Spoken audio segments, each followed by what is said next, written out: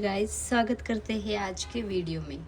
तो आज के वीडियो में हम देखेंगे डीप नेक ब्लाउज़ के लिए कौन कौन से आपको फॉर्मूले यूज़ करने होंगे, वो एकदम डिटेल में।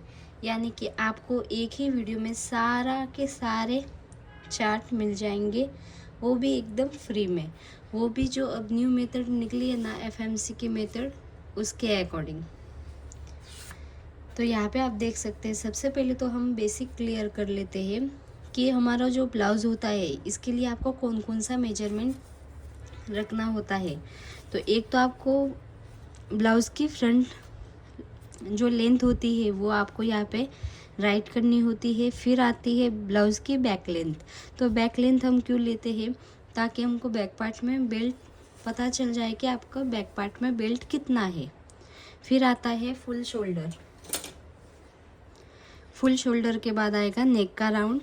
फिर अपर चेस्ट, जितनी आपकी अपर चेस्ट है वो आपको यहाँ पे राइट करनी है। फिर आएगा चेस्ट यानी कि बस्ट। फिर वेस्ट, और फिर शोल्डर टू अपेक्स और apex to apex, shoulder to lower chest. और स्लीव्स की लेंथ आपको इसके अकॉर्डिंग लेनी है, यानी कि आपके 5 इंच पे कितना राउंड आ रहा है वो लिखना है, 8 इंच पे कितना राउंड आ रहा है, 10.5 इंच पे कितना आ रहा है। और अगर आपकी स्लीव फुल है यानी कि 23 से प्लस है या फिर कितने भी, तो वहाँ पे आपका कितना राउंड आ रहा है। नॉर्मली 23 यानी कि आपका जो फुल स्लीव्स होती है यहाँ तक 23 इंच आ जाता है।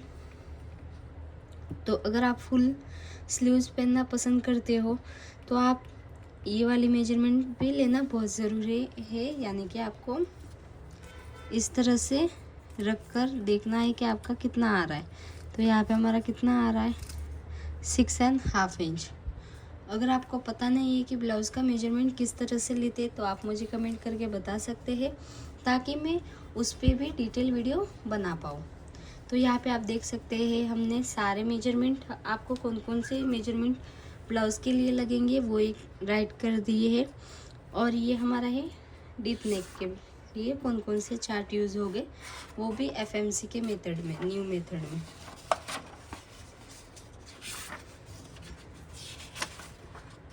तो यहाँ पे आप देख सकते हैं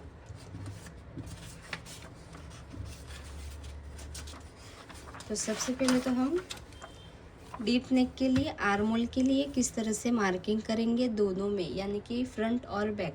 जो हमारी ओल्ड मेथड थी उसमें तो हम डायरेक्ट एक ही यूज़ करते थे, आर्म होल वाली मेथड, यानी कि आर्म होल वाला फॉर्मूला एक ही यूज़ करते थे, फ्रंट और बैक दोनों के लिए सेम। पर यहाँ पे जो न्यू मेथड है ना, FMC की मेथड, इसमें डिफरेंट है। यानी कि बैक पार्ट के लिए आपको अलग तरीके से कैलकुलेट करना होगा और फ्रंट पार्ट के लिए अलग तरीके से। तो देखो, हम यहाँ पे एक एग्जांपल के लिए यहाँ पे दिखा देती हूँ आपको किस तरह से कैलकुलेट करना है। तो समझो आपकी चेस्ट 32 इंच है, यानी कि 32 कौन से लाइन में आया, सेकेंड लाइन में। तो सेकेंड लाइन में हम बैक पार्ट के लिए किस तरह से मार्किंग करेंगे, आपकी चेस्ट कितनी, 32। फिर क्या करेंगे, डिवाइड बाय 6, कितना आया, 5.333।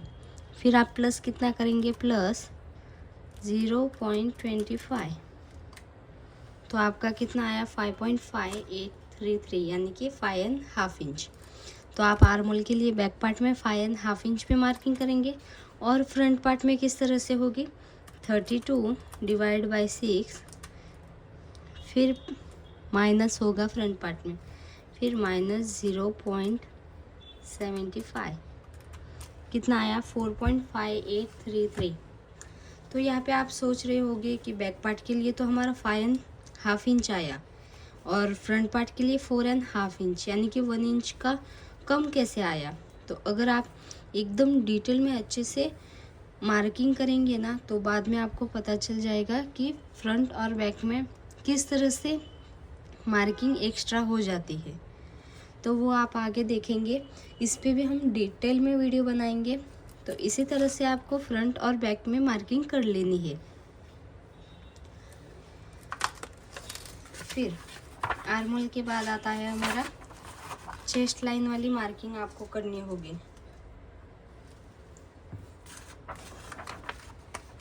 यहाँ पे chest line marking for upper chest in front. तो फ्रंट में हम मार्किंग करते वक्त क्या करेंगे, जितना आपकी अपर चेस्ट एंड फुल चेस्ट, जितना आपका अपर चेस्ट और फुल चेस्ट का गैप है ना, उसको डिवाइड बाय 4 कर देना है, वो भी मार्किंग के लिए। तो आप किस तरह से करेंगे, एक बार मैं डायग्राम ड्रॉ करके बता देती हूँ। तो गाइस यहाँ पे आप देख सकते हैं, जो हमारा फुल चेस्ट का साइज़ होता है वो एक्स्ट्रा होता है, और यहाँ पे अपर चेस्ट यानी कि जो ऊपर वाला या ये वाला हमारा जो शोल्डर से जो चेस्ट होता है ना, वहाँ से हम मेजर करते हैं। यानी कि एक तो आप यहाँ से शोल्डर आर्मोल के साइड से इस तरह से मेजर करेंगे ना, तो आपका इस तरह से यहाँ पे शेप रहता है जो हमारा बस्ट का होता है। और यहाँ पे आपका जो बस्ट का मेजरमेंट होता है, ये इस वाले मेजरमेंट से ये वाला मेजरमेंट एक्स्ट्रा होता है। तो ये हम मेजरमेंट क्यों लेते हैं, ताकि जो हम आर्मोल में टक्स लेते हैं ना, तो इसके लिए ही हम ये वाला मार्किंग देखते हैं। यानी कि आपको यहाँ पे चेस्ट वाले लाइन पे मार्किंग करने के लिए क्या होगा, जितनी आपकी अपर चेस्ट है, अपर चेस्ट यानी कि ऊपर वाली चेस्ट जो आर्मोल के साइड से रहती है ना, वो एंड हमारी जो फुल चेस्ट है ना, फुल चेस्ट राउंड, इसमें आपको कितना गैप आया वो आपको डिवाइड बाय 4 कर देना है। फिर 4 करने के बाद आप क्या करेंगे, यहाँ पे देखेंगे ना आर्मोल में आपको डार्ट किस तरह से लेना है। तो अगर आपका जो गैप है वो 0.25 से लेके 4 इंच तक है, तो आप आर्मोल में ½ इंच का टक्स लेंगे। और अगर आपका जो गैप है डिफरेंट वो 4.25 से लेके 8 इंच तक है, तो 1 इंच का डार्ट होगा। अगर आपका गैप 8.25 से प्लस है, तो आप 1.25 का आर्मोल में डार्ट लेंगे। तो पहले हम क्या करते थे, डायरेक्ट डार्ट लेते थे, चेस्ट और अपर चेस्ट में कुछ भी फाइंड नहीं करते थे। पर हम जो FMC मेथड से ब्लाउज़ की एकदम अच्छे से कटिंग और ड्राफ्टिंग और स्टिचिंग तीनों दिखाएंगे ना, तो मैं सोच रही हूँ कि एक एक करके सारे डाउट आपके क्लियर हो।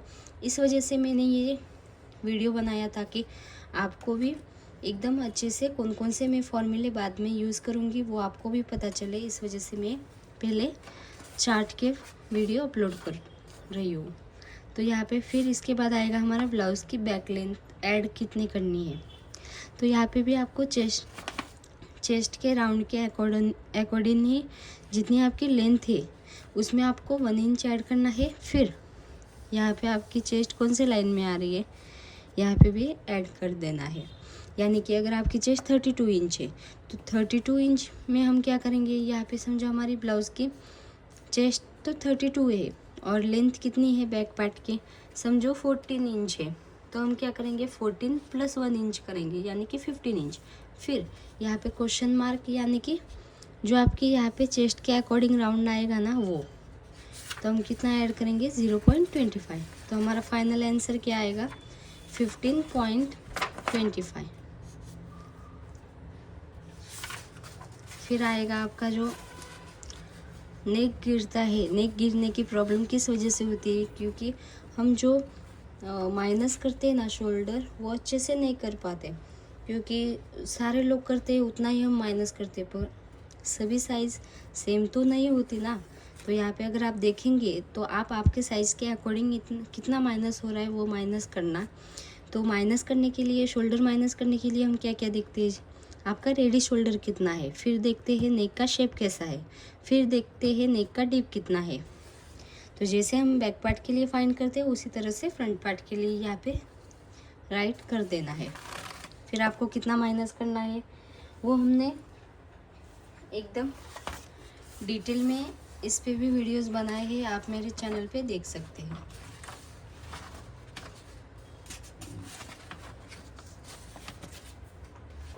फिर आता है हमारा नेक का, डीप नेक का फ्रंट में आपको लूजिंग कितना देना है। तो यहाँ पे अगर आपकी चेस्ट 27 से लेके 35 तक है तो आप लूजिंग लेंगे 2 इंच, और 35.25 से प्लस है तो 3 इंच की लूजिंग लेंगे। फिर आएगा आपका क्रॉस मार्क, जो आर्मोल में हम क्रॉस मार्क करते हैं ना शेप देने के लिए, वो। तो यहाँ पे आपका चेस्ट के अकॉर्डिंग आप देखेंगे फ्रंट और बैक दोनों में अलग अलग आएगा। ओके, फिर आएगा हमारा front losing. I think 4 double हो गए, दोनों चार्ट एक में, ये तो सेम वो चार्ट है इसी तरह से। फिर आएगा हमारा स्लीव्स मार्किंग, यानी कि आपका जो फर्मा है, हम स्लीव्स फर्मा की भी वीडियो अपलोड कर दिए है, अगर आपने नहीं देखा हो तो आप देख सकते हैं। वो आप किस तरह से क्रॉस रखेंगे शेप देने के लिए, वो आपने यहाँ पे चेस्ट के अकॉर्डिंग रख सकते हैं। यानी कि वो हम फर्मा, समझो ये हमारा फर्मा है, तो हमें ना ये फर्मा, आपको समझो हमारी चेस्ट 34 है, तो आपको हाफ इंच जितना जब मार्किंग करेंगे ना, तो यहाँ से जो आपकी लाइन है वहाँ से हाफ इंच जितना आगे आके फिर जो हमारा स्लीव का शेप होगा वो आप देंगे। ओके, फिर आता है आपका आर्मोल में डाट। तो जैसे कि हमने पहले ही बता दिया था, जितना आपका चेस्ट और अपर चेस्ट में गैप है उसके अकॉर्डिंग ही आपको आर्मोल में यहाँ पे डाट लेना है। और अगर कम आ रहा है या फिर है जितना ही है, कुछ भी गैप वगैरह डिफरेंट ज़्यादा नहीं आ रहा, तो आप जितना आर्मोल है उतना ही रख सकते हैं, डाट नहीं लेंगे तो भी चलेगा।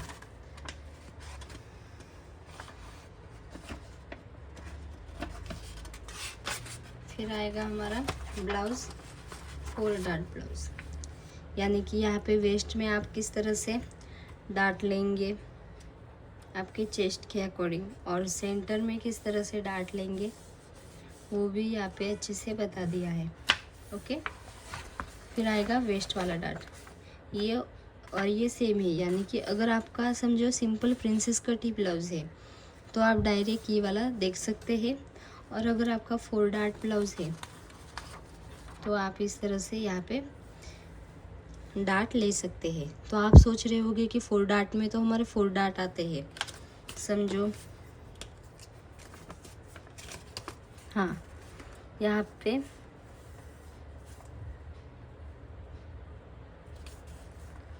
पे एक तो हमारा आर्मोल से डाट आता है और एक साइड से डाट आता है, और एक सेंटर से और एक वेस्ट से। तो आप सोच रहे होगे कि 4 डाट में तो 4 डाट रहते हैं, पर यहाँ पे 2 ही डाट कैसे दिए। तो अगर आप देखेंगे तो वेस्ट में तो ये वाला डाट होगा, फिर सेंटर में यानी कि ये वाला डाट, फिर आर्मोल में जितना आपका गैप आ रहा है उतना, उसके अकॉर्डिंग आप आर्मोल में डाट लेंगे। ओके, फिर आया साइड वाला डाट। तो साइड वाला डाट हम किस तरह से लेते हैं, जितना आपका यहाँ पे मेजरमेंट आ रहा है बैक एंड फ्रंट के लिए, जितना एक्स्ट्रा आ रहा है या फिर हाफ इंच 1 इंच जितना एक्स्ट्रा अगर आपका यहाँ से मेजरमेंट आ रहा है तो आप यहाँ पे उतना ही मेजर कर सकते हैं। वो हम आगे जब 4 टक्स ब्लाउज़ के लिए बताएंगे ना, तब आपके सारे डाउट क्लियर होंगे। तो ये हमने पहले से ही देख लिया था। तो गाइज़, आपको ये वीडियो कैसा लगा प्लीज़ कमेंट करके बताइए, और हम जल्द ही princess cut blouse with new method, यानी कि FMC के मेथड के अकॉर्डिंग प्रिंसेस कट ब्लाउज़ की परफेक्ट तरीके से कटिंग, स्टिचिंग और ड्राफ्टिंग बताने वाले हैं। तो अगर आप भी इंटरेस्टेड हो तो मुझे कमेंट करके ज़रूर बताना, और अगर आपको आपके मेजरमेंट के अकॉर्डिंग कटिंग बतानी है तो आप आपके साइज़, यहाँ पे जितने भी मैंने मेजरमेंट राइट किए हैं ना, आप एक बार देख लीजिए, वो सारे मेजरमेंट आप मुझे कमेंट में बताइए, ताकि जब मैं नेक्स्ट वीडियो अपलोड करूँ तो आपके साइज़ के अकॉर्डिंग ही अपलोड करूँ ब्लाउज़ की कटिंग। तो guys, thank you for watching.